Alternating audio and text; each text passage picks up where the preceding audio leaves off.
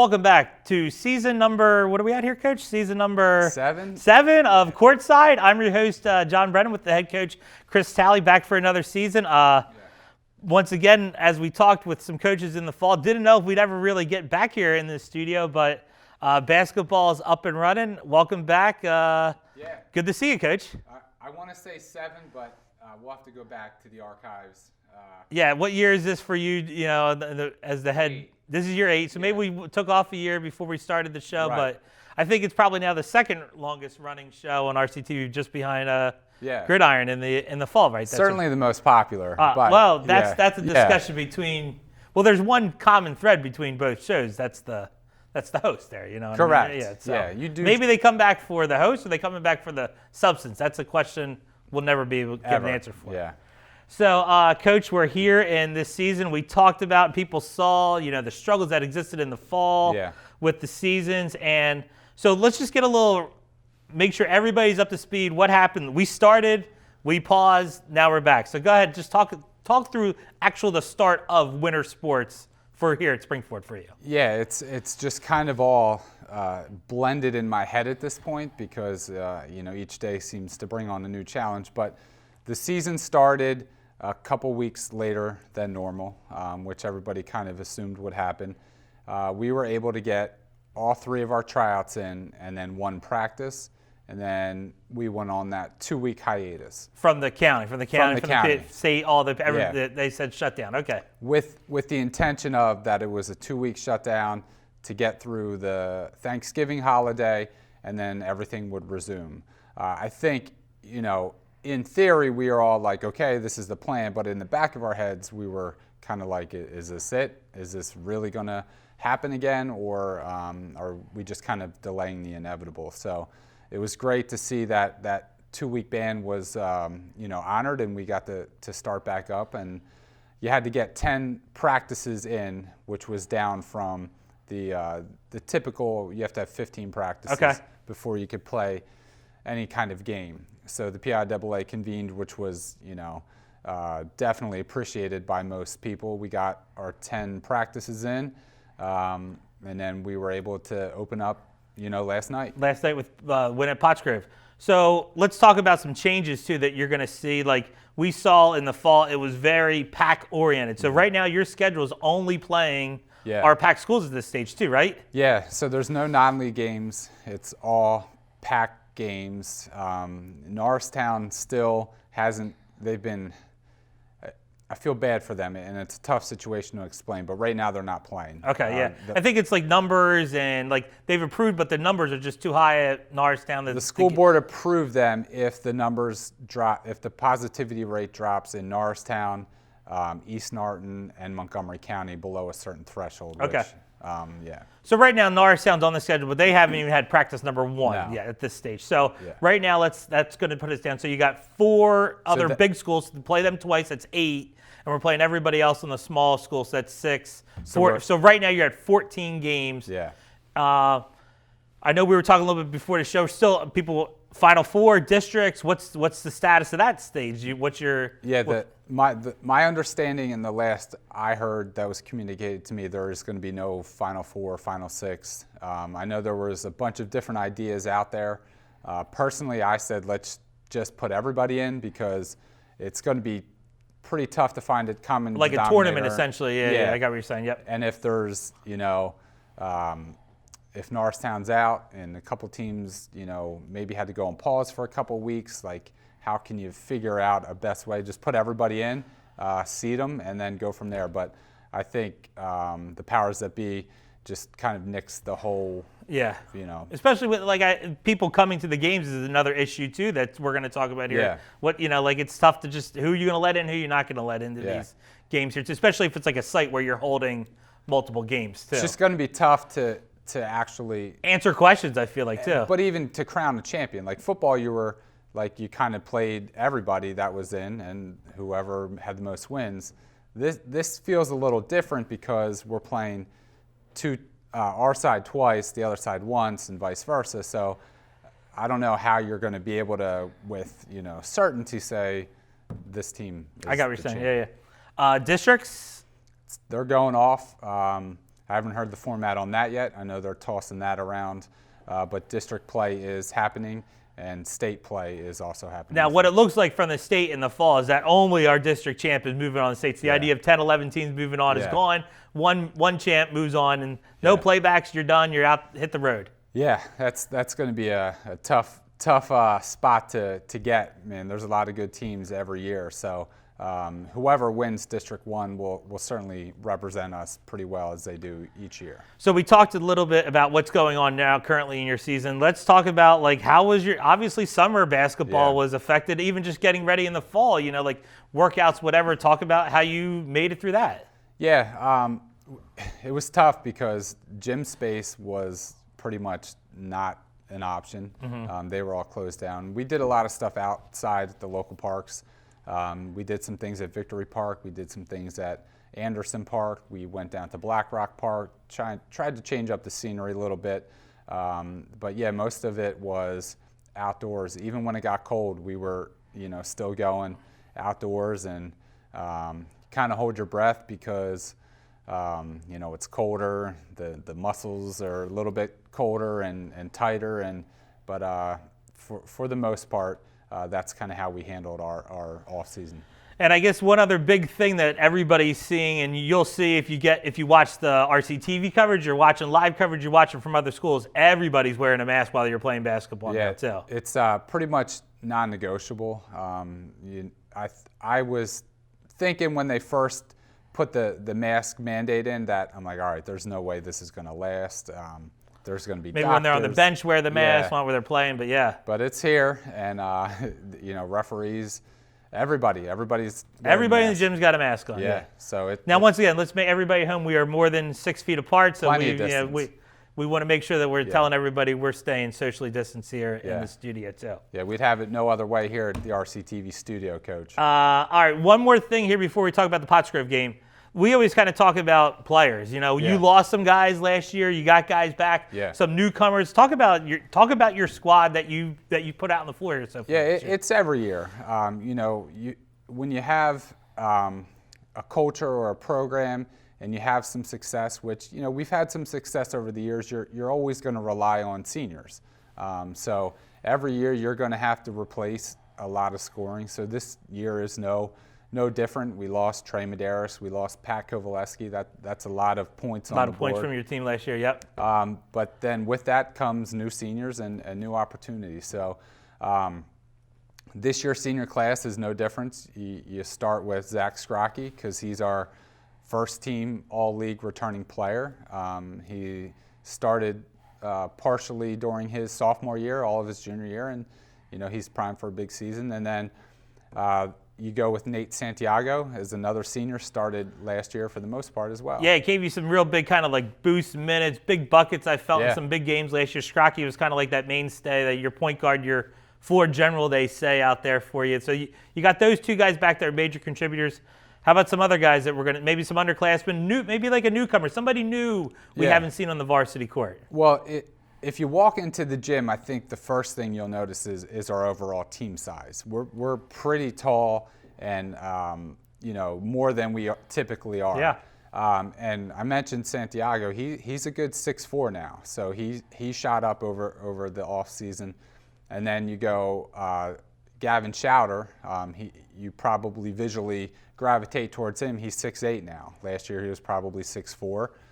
So that 4 inches is a lot to in basketball. Yeah. Yeah. Can't teach height, right? You can't. So you'll notice that change as well. And then Jay Cressley put on a couple inches. He's about 6'4", 6'5" now as well, and he started a good amount as a sophomore. Here and there last year. So we do have Scrocky, Cressley, and Nate with some varsity experience back, and then you sprinkle in Schauder. You have Tyler Irby. He sprouted out. He's a good 6'3" now. You have Caleb Little returning, from the JV team last year as a sophomore as well. All right, well, good stuff right there, Coach. All right, so let's get into the season. Road trip, learning curve, finding out new things here for the new season as you made the trip down to Pottsgrove yesterday. Once again, just a simple thing is there's no locker room. You're going on the bus wearing your uniform. You're putting on your sweatpants, get back on the bus, and you're going home team. It's just a different dynamic of what's going on. The best way that I can describe it is thinking of growing up, going to your travel game, Rec your league rec basketball, game. whatever, yeah. You got the socks on, the shoes on, the uniform under your sweats. The buzzer rings, you flip off your sweatshirt. Go play basketball. And it's go time. Yeah. So, which is kind of cool because I kind of like it. It almost takes away some of the nerves in the locker room and the pregame. It's just a different vibe, but I'm all right with it. Let's just get on the bus, get there, get off, play, and go home. And obviously another thing before this game too that was different. No scrimmages. You didn't basically dress rehearsal. Go play for a league game in your first one out there. So obviously there were things you were concerned about going into that game. Obviously, coach, that first game of the year you're worried about things. They played Pope John Paul already on Friday night, so we got to see them play and see some of their personnel. So I feel like that's an advantage for us to be able to get a little bit of scouting on them, scouting report on them. To their advantage we're coming off just practice, and we don't have any game experience or scrimmages under our belt. So I feel like those two kind of neutralized each other. But I'll tell you what, like they're an improved team. They're going to get some wins this year, and I was just happy the way we handled first game jitters, different adversity that we've had to go through and come out of there with a win. Yeah, you talked about him in the opening there. Scrocky and Santiago were really your main cogs of last night. Scrocky has a huge first quarter, Santiago with a big second quarter out there, and you kind of were able to hold and maintain that lead that you built there in the first half. But like you said, early in the season, those are the guys that have experience. They have big minutes for you, and you're going to lean on them. Yeah, it was good to see those two specifically get off to that start because we lean on them for everything, for leadership, for scoring, to be extensions of the coaches on the court. So for them to step up in the first game, I hope that's something they can build off. Before we do highlights here, you forgot coaching change on staff right here. So we got a next player. He's now on staff with you, right? Yeah, little shift this year. Coach Hoff, everybody's favorite assistant coach, he's taken a head coaching job at Coventry Christian. So we replaced him with Coach Nick Stanek, who is a familiar Springford basketball name. He was on our first team here at Springford. He was the player of the year as far as the Mercury goes. Played 4 years at Ramapo College, went to an NCAA Division III Final Four. It's a good moment for the coaches to see like one of our players come full circle and want to be involved and want to coach, and so it's been great. He's a good addition to the staff. All right, Coach, good stuff. All right, with that all being said, offense and defensive highlights here. All in one. Springford versus Pottsgrove. Yep. So I guess the first thing you can see here is the empty gym. Yep. Only their home fans are allowed. Yep. And that was good execution there because they played in a little zone over there. So we're going inside and out, and Scrocky finds that open window, which is good to see. Nate, a little flat on that shot, but hustle for the offensive rebound. Yep.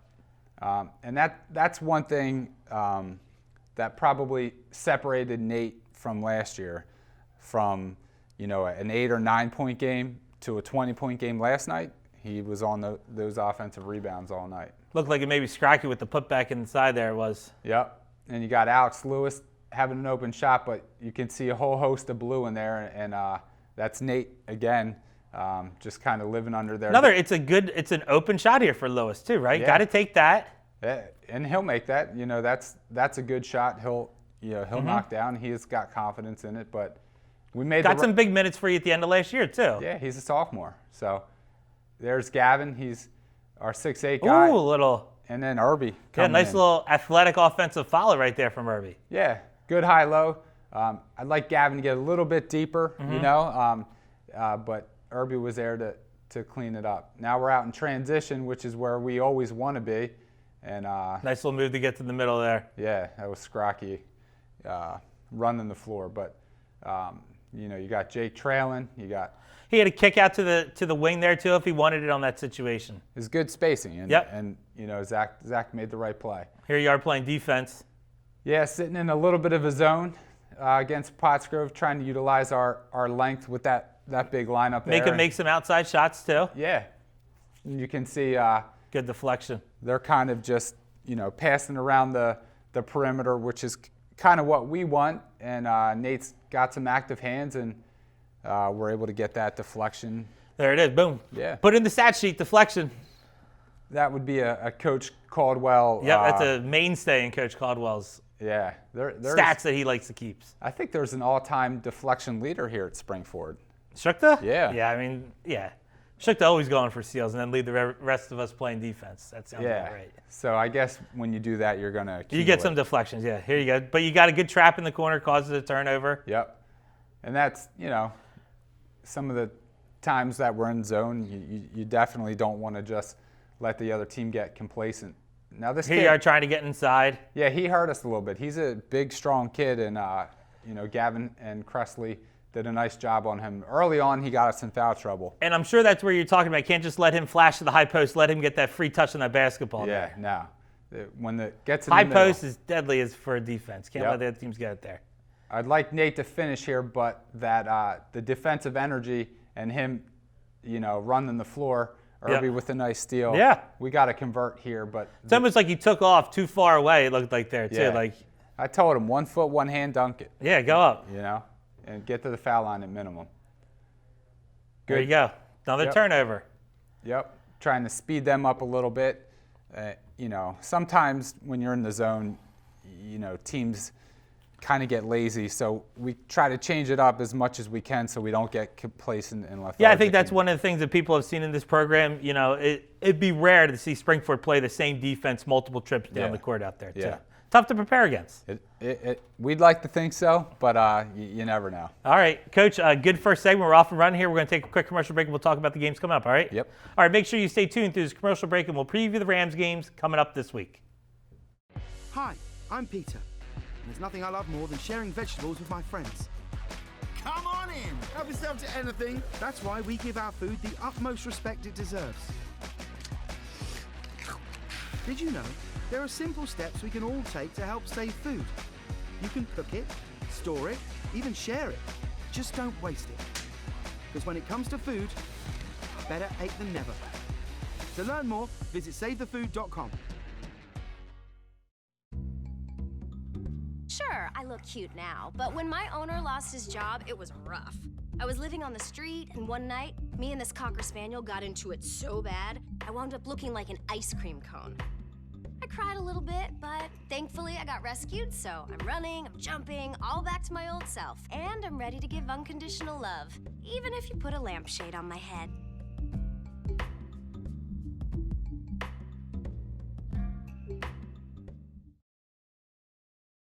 Side, I'm your host, John Brennan, with the head coach, Chris Talley. All right, Coach, segment 2 here. We preview games coming up. First off, you got one here Wednesday night.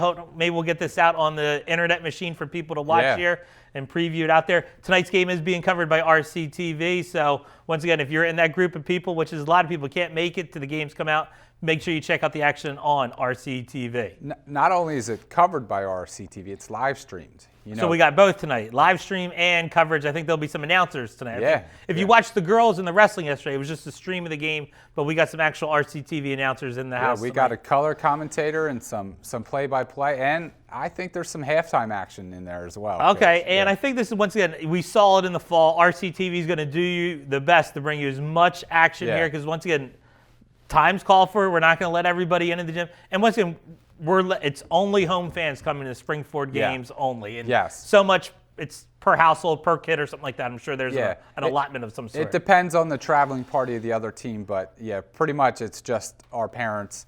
We have some JV parents leaving after the JV game to make room.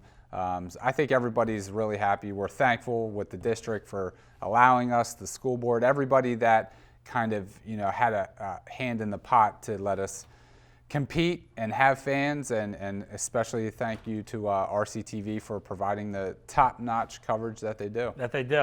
All right, so coming here is Owen J. Roberts. I think they kicked off their season last night. They lost at Phoenixville, I want to say. It was a high-scoring affair, though, it looked like. They scored some points. Yeah, and it was a good game. It was a 3-4-point game with 3 minutes to go.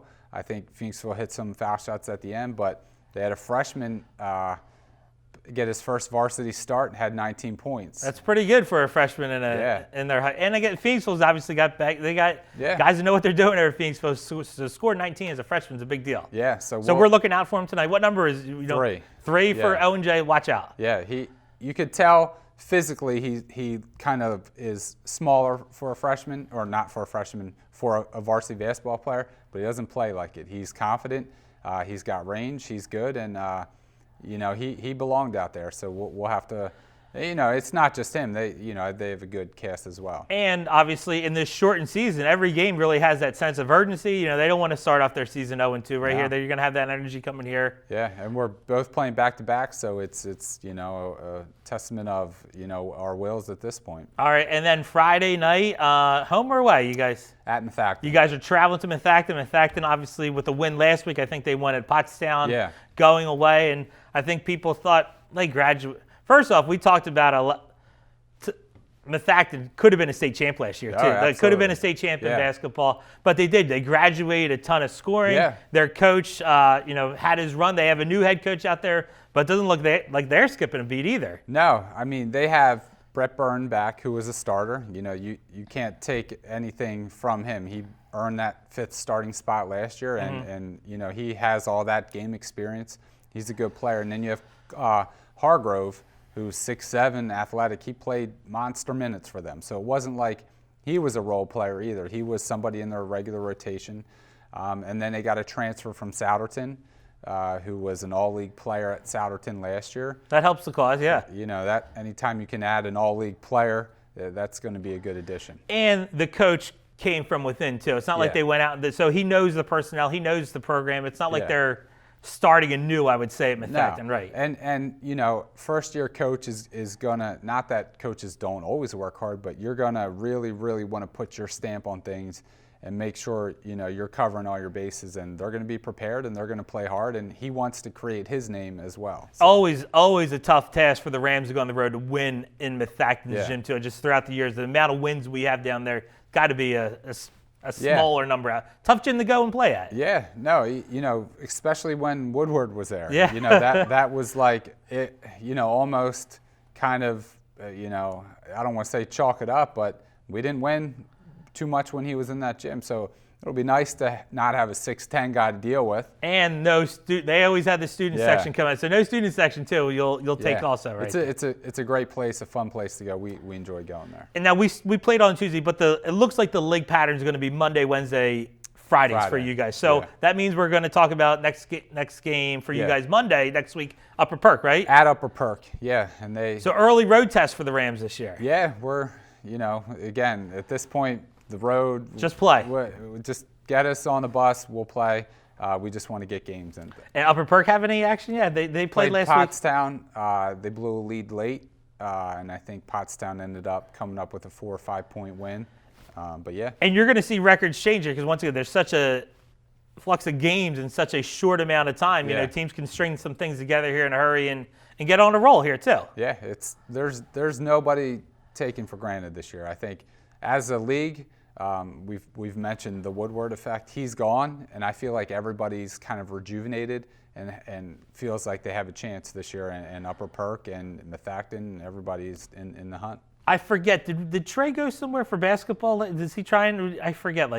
He went to Villanova. Oh, Villanova. Yeah, he's a pretty smart kid. Really, yeah. And Kowaleski, Penn State for no hoops there at Penn State either. But no, Happy Valley main campus. You've checked in with the guys. They're doing all right. They had Yeah, they're doing okay? Yeah, I saw Pat over the holiday break a little bit. I talked to Trey's mom recently. Okay, good. Yeah. You want to make sure that they're doing all right, and this once again is a different environment for those guys out there too. Trey has a brother coming up through the middle school program as well, so we're excited to have another Medeiros in the program. It's nice when you keep those last names year after year in programs. It's good too. And I just hope Josh grows to be 6'5" like Trey. That's all you want there too. 6'8", that'll work. 6'8" has about you want. All right, Coach, good stuff, right? Show number 1 in the books, all right? Yeah. All right, make sure you tune in next week to Courtside as we recap the game for the Rams. For the head coach, Chris Talley, I'm John Brennan. See you next time, Courtside.